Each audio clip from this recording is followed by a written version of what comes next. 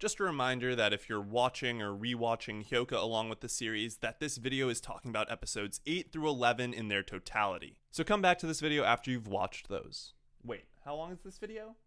5,000 words? Jeez. Okay, you've watched those 4 episodes? We're good? Good. Roll it. Hello, and welcome to Replay Value.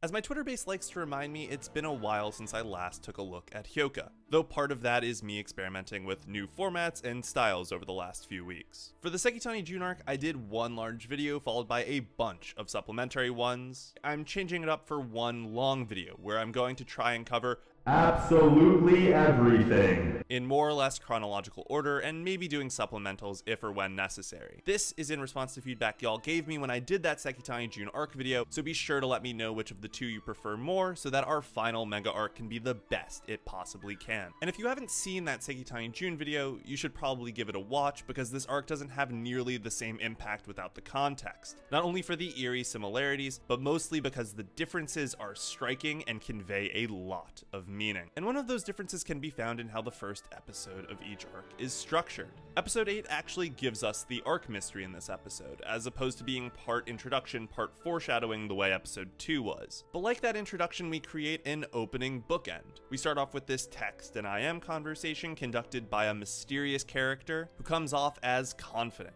swift in their decisions and choices, like not waiting for a response from their texting partner before setting off to solve the problem. And they're particular about what they want and exact about how they achieve their goals. We also know that this person is no nonsense, using the default insert name here while on IM. There's a nice indication of time passing using the drink, full during the second conversation, but practically empty during the third. And speaking of that third conversation, it becomes almost immediately apparent that the other participant is Chitanda, bringing us right back to the Classics Club. And we'll talk more about that second conversation once we get to the second half of the bookend. After the OP plays, we join Satoshi and Houtarou walking to school, talking about talents and geniuses, or genii, brought up by the banner for a student who made the 100-meter breaststroke finals. Satoshi concludes that he has no talents, that his identity as a database is something he is proud of, but isn't to a degree where he could win a quiz show. Satoshi states his jealousy for people with brilliant talents, to which Houtarou states that being a genius means that you can't have the normal life that Satoshi and Houtarou have,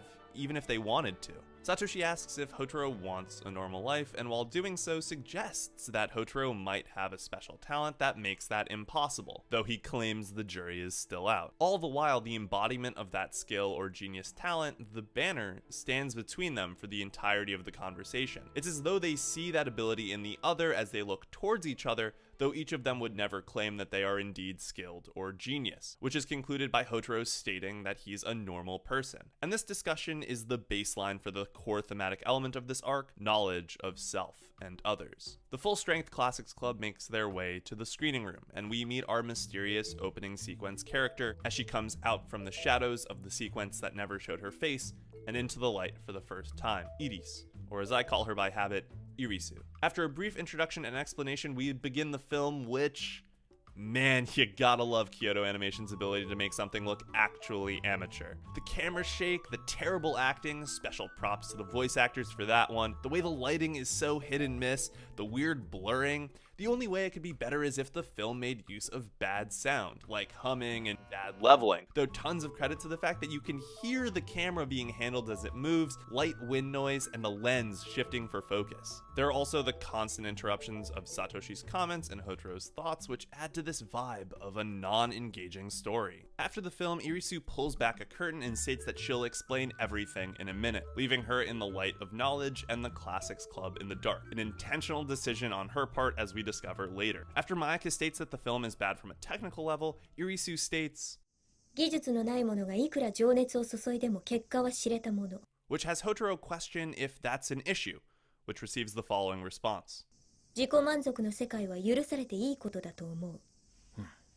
As the Classics Club is unable to determine the culprit, Irisu makes her way out before Chitanda declares her curiosity about Hongo, the author of the mystery movie who was unable to complete it, asking Houtarou to help solve it. And similarly to the Sekitani June mystery, he refuses on the grounds of having to take responsibility. Irisu says that they can just be observers and offer opinions on the theories the class has created, removing Houtarou's only out, and the peer pressure from his clubmates causes him to join. As the group walks back, Satoshi reveals Irisu's nickname as the Empress and her backstory. And this is when Irisu strikes a strong similarity to Chitanda. Both are recognized by Satoshi in their initial introductions, strong reputations, both coming from high-class families that are relevant to the city. They both have long, straight black hair, similar eye color, and are considered attractive by the standards of the show. Satoshi mentions both of them are pretty, and episodes 7 and 10 provide evidence that Houtarou finds both of them attractive. Of course, there are plenty of differences. Their message conversation lays out plenty of them alone in how they conduct themselves. But one crucial similarity for now is that Houtarou goes along with their inquiries. Satoshi assigns tarot names for the rest of the group.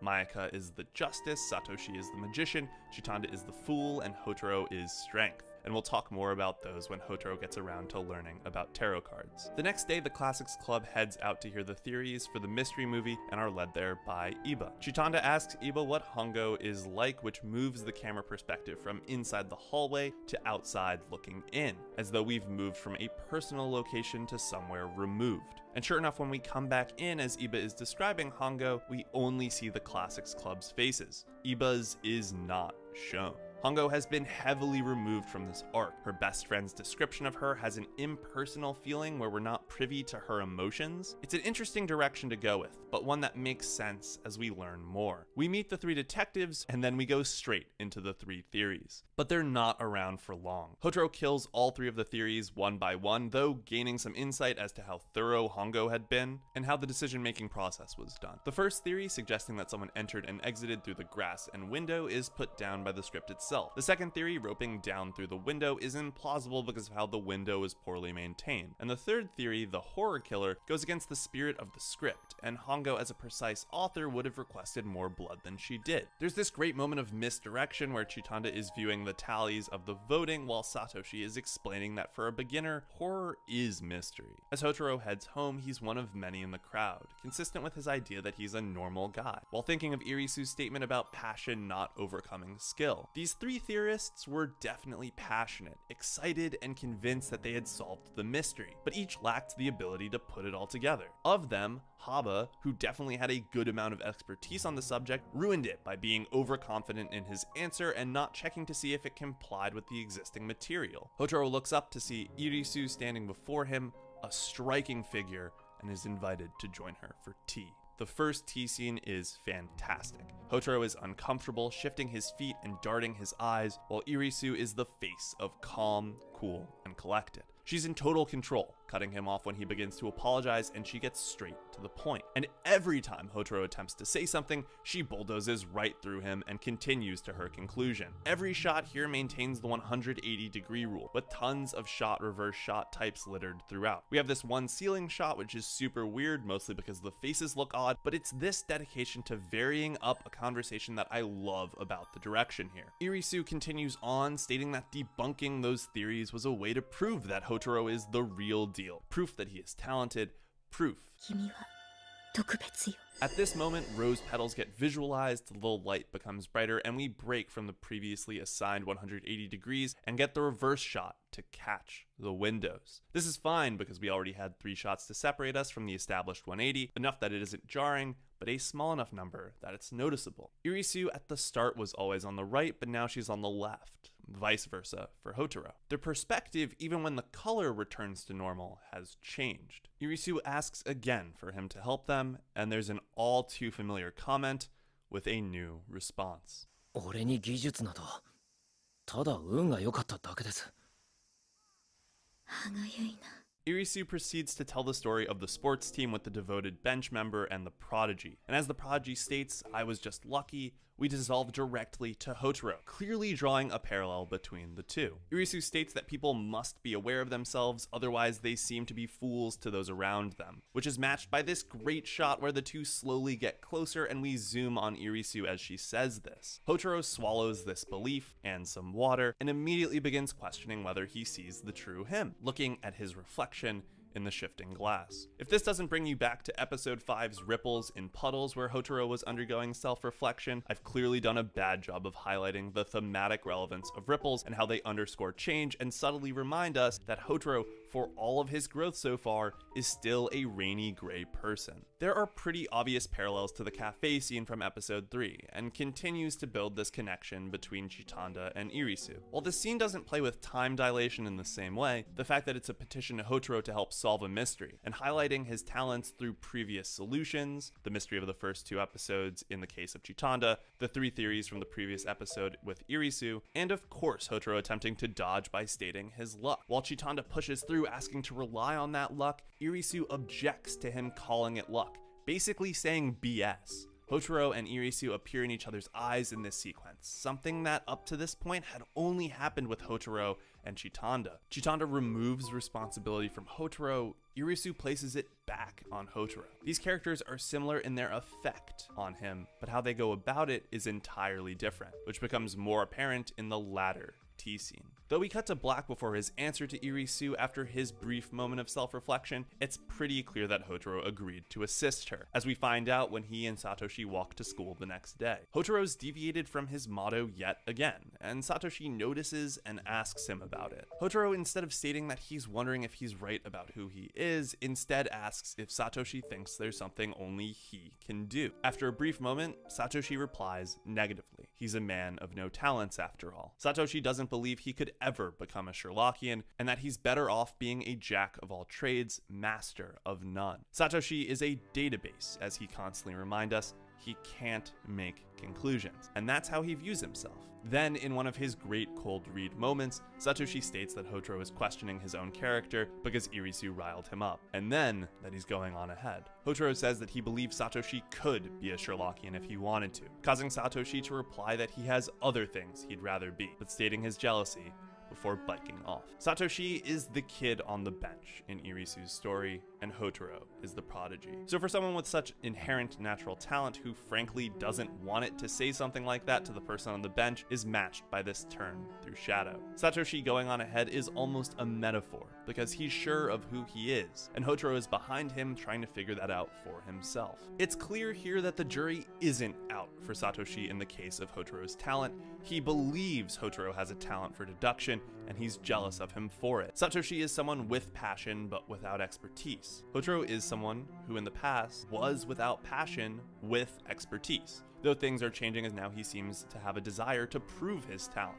As Satoshi leaves, it's Houtarou who's in shadow, the inverse of the beginning of episode 5. Satoshi is in the light biking away, and Houtarou left behind in the darkness, foreshadowing that Houtarou's newest revelation might not be the one he needs to keep moving forward. Houtarou gains Satoshi's notebook and starts working the mystery, Mayaka heading out because of librarian duty, apologizing that she's leaving him all on his own to figure it out. Houtarou grabs his hair, visualizes the possibilities, and arrives at a conclusion, stating, 本郷の真意だ.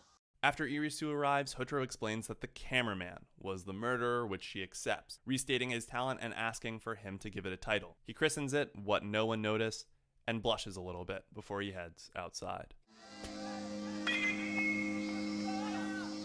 ホームラン. The sports prodigy has come to acknowledge his job well done. But the shot contains a question. The sun is peeking out behind some clouds. Is it finally coming into its own? Is his talent finally going to manifest? Or is it about to be absorbed, hidden, and grayed?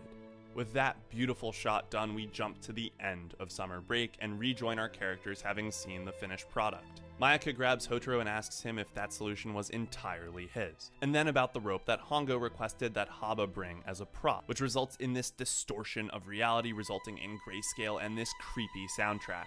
The rose-colored life that Irisu suggested, not only during the tea but after the mystery was solved, cracks. Hotarou's newfound idea of himself as the talented genius begins to shatter around him, and the world becomes bleached as he attempts to piece it back together, claiming that his theory isn't wrong, that the rope might not have been needed for the trick. But Mayaka asks why Hongo would ask for it then. She insists that his solution was clever, but that his trick doesn't fit all the clues. Mayaka heads out, leaving Houtarou to mull it over, asking himself if he subconsciously ignored it or if he changed the question to fit the answer. While he's in his own head, Satoshi grabs his attention through a quick tap on the back since he has a question for Houtarou about the trick. Was Houtarou's solution his own or Hongo's? Houtarou answers Hongo, which upsets Satoshi as he explains that the narrative trick that Houtarou used is not a Sherlockian trick and therefore highly improbable that Hongo would have thought to use it. Houtarou desperately holds on to this idea that Hongo could have come across such a trick elsewhere, but Satoshi, seemingly equally upset, says that if it's Hotarou's trick, that's fine. Or if he really believes it's Hongo's, Satoshi will believe him, but that Houtarou definitely does not actually think that. Satoshi heads out, leaving Houtarou holding a hand out as though he can grab back onto this idea that he's not wrong, back onto this new idea of self. This change in Hotarou's character resulted in an overconfidence, not dissimilar to Haba's from episode 9, which is especially upsetting for Satoshi because he views Hotarou's talent as heaven while he's stuck on Earth. It's the prodigy becoming too self-assured, and Houtarou is slowly coming to accept the fact that he was wrong. But unlike the Hyouka answer where his wrong answer was just a bit short of the right answer, this answer was completely off base. As he's about to head home, his new persona that's been built up shattered, Chitanda appears. A deep sigh tells us that Houtarou already knows what's coming, and the two head off. Worth noting is that the track that plays in this scene is the same as when Houtarou puts together what the name of Hyouka meant in episode 5, which is important because this is the Hyouka moment of the movie mystery, where Chitanda says that she wasn't interested in the movie but in Hongo herself, and claims that Hongo finished the script but that something must have happened that drove Hongo into a corner, unable to finish the movie as she intended, and that それにはきっと志半ばで筆を折った本郷さんの無念が叫びが隠されていると思うんです。 which is practically word for word the case of Hyouka's title. Chitanda has now twice accidentally considered Hongo dead, which draws a direct parallel to Sekitani Jun and makes this matter a lot more personal than the outside shot of episode 8 would suggest. And Houtarou is forced to acknowledge that, as his imagination runs wild, freezing time and berating himself for buying into this master detective persona and simplifying the issue down to a single problem. He didn't consider Hongo, he just took the words and fit a conclusion to them. An answer, but not the truth. This is the complete destruction of this new identity of self. After a great mask wipe, Houtarou finds himself on an overpass looking down at cars passing occasionally, lighting him up as he looks both towards the future and the past, accepting that he got it wrong, but now he needs to figure out what the truth is. But when Houtarou gets home and can't come up with any ideas, he clings to his energy conservation and tells himself that it's a waste of time. He grabs a tarot book off the shelf and begins to look into the nicknames Satoshi gave them. Irisu's The Empress is denoted as maternal affection, abundance, and sensitivity. Houtarou doesn't see how that applies, but it would seem that Irisu is affectionate to her class, or at least Hongo, insofar as she took over leadership to make sure they found a conclusion. Certainly a matriarch in that sense. And she's sensitive to others, in more of a this is how they work sense. Mayaka's the justice is equality, righteousness, and rationality. Even when Mayaka is upset, she's able to think rationally and values the right answer even if it bothers her. Satoshi originally considered himself the fool but changes his to the magician. Initiative, creativity, interest, which given Satoshi's wide pool of stuff he does certainly fits. Chitanda is the fool, curiosity, spontaneity, and adventure, so I don't think I need to go into that one. Interestingly, Chitanda viewed Houtarou as the star, which represents hope, which just feels right after our adventure through Sekitani Jun and Houtarou representing her last chance to find out what happened. However, Houtarou is classified as strength,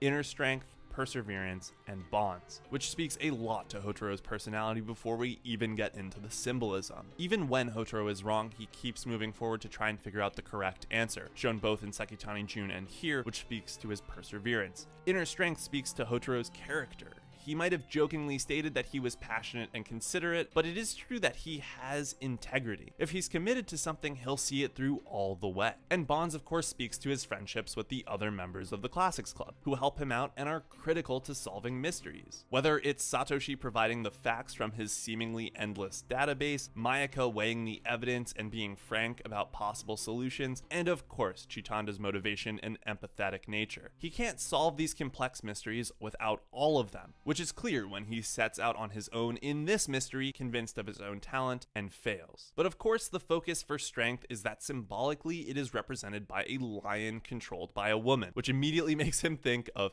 Chitanda, Irisu, and Tomoe, and says to himself that he isn't being controlled. But... 俺は力かもしれない。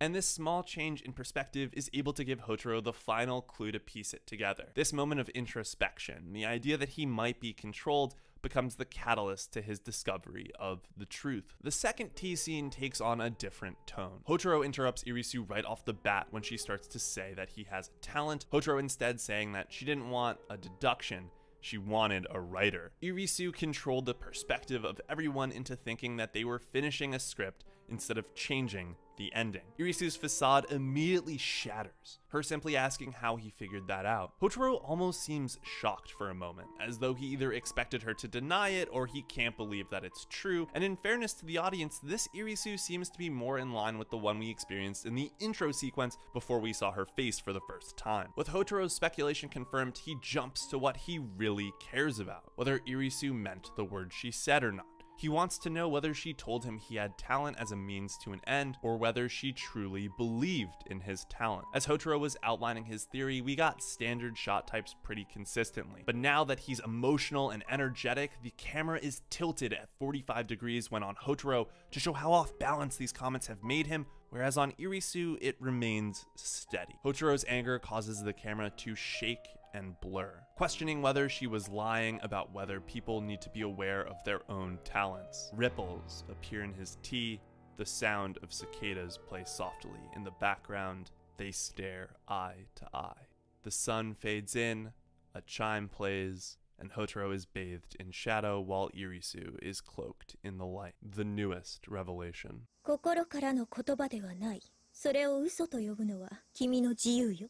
And Houtarou, whose face we cannot see, accepts this as we cut to black.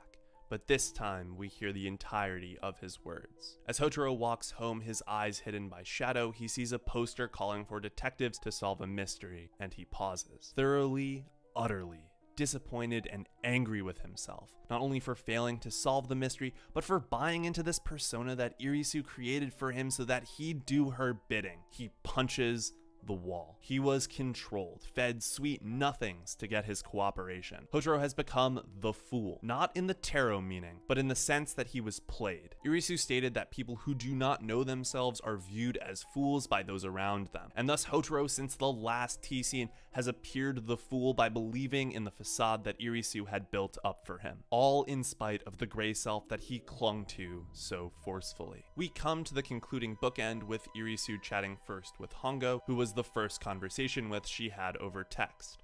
The conversation concludes with Hongo stating that she doesn't really care about the script, she just wanted everyone in class to have enjoyed their time together. And Irisu doesn't really know how to respond to that. And then we come to the mysterious second conversation person, Tomoe. She's older than Irisu, being her senpai. Tomoe knew about Hyouka and is someone from outside the school, being halfway around the world, and being Hotarou's older sister, she knows how to get him to do something even if he doesn't want to do it, like joining the Classics Club in the first episode. Either Tomoe coached Irisu how to play Houtarou, or more likely, Irisu is a brilliant judge of character and was almost instantly able to figure out how to best get Houtarou on board. The latter also explains Tomoe's language, specifically the words, "They'll dance for you," in the first conversation. Irisu states that she might have done a disservice to Houtarou, which Tomoe asks if she really thinks so, perhaps suggesting that this moment of introspection in regard to Hotarou's life, though harsh in the short term, might actually be a good thing in the long run. Tomoe then follows up by saying Irisu shouldn't lie to her, stating that Irisu didn't like Hongo's script and therefore she rejected it, which is why Irisu had a hard time responding to Hongo's claim that she just wanted everyone to have fun, because she rejected it for completely personal reasons. Tomoe doesn't respond to Irisu's claim that she couldn't allow the project to fail, which leaves us with just Irisu. Irisu, Tomoe seems to be suggesting, was also wearing a facade, but the question is whether the true Irisu is the one who is cruel and calculating, or the one who tells herself that she has to be that way. And frankly, we don't know as we leave this arc. potentially leaving Irisu as a fool as well, either by believing she tricked Tomoe, leaving her unaware of how she appeared to those around her, or by this comment causing her to self-reflect, now unsure of who she truly is. Our final scene begins with Houtarou practically in a daze looking out to the sports fields, as though to reference our prodigy and bench player, of whom Houtarou is feeling more like the bench player than the prodigy. Chitanda notices this and seems worried about Houtarou, who turns and interprets that as her wondering about Hongo still. She's not, she says, but Houtarou claims that that's not like her. Chitanda accepts this and claims the same is true for Houtarou.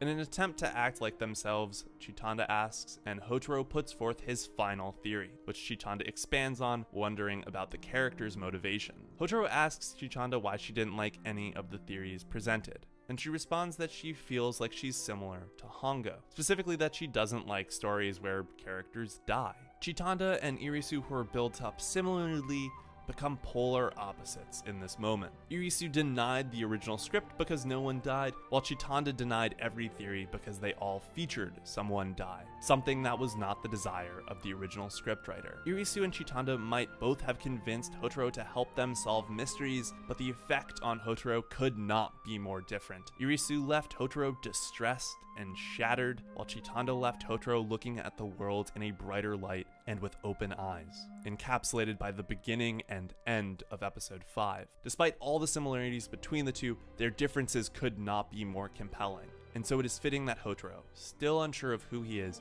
able to say with certainty about Chitanda, お前らしいな. and with a look towards the bright future, thus ends the arc. Hyouka's movie mystery arc leaves us with a melancholy taste. The mystery was solved, the meta mystery is solved, and everyone walked away happy except for 3 of our characters. This ending is the embodiment of the meaning of Hyouka's title. Satoshi's disappointment in Houtarou, his jealousy, Hotarou's worldview being built up before crumbling under the weight of his failure. Even Irisu seems slightly pitiable at the end. Someone who lives behind a facade and uses people, which might in and of itself be a facade. This, again, is why Hyouka is named Hyouka. This is the moment of bitterness that accompanies those beautiful rose-colored moments. Hotarou's overconfidence in himself and inability to recognize others left him with the wrong answer, hurting his pride and leaving him unaware of who he actually is to those around him, the fool. This isn't the chapter that these characters will think back on years from now when considering their favorite high school moments, a rose-colored one, but it will be one of the most powerful because of lingering feelings and lessons learned about introspection and knowing those around you. Hope you enjoyed. Leave a like and comment with your thoughts, subscribe for more videos, and follow me on Twitter for my live analyses and future projects. Link in the description. We'll be back real soon with another video, but until then, thanks for watching.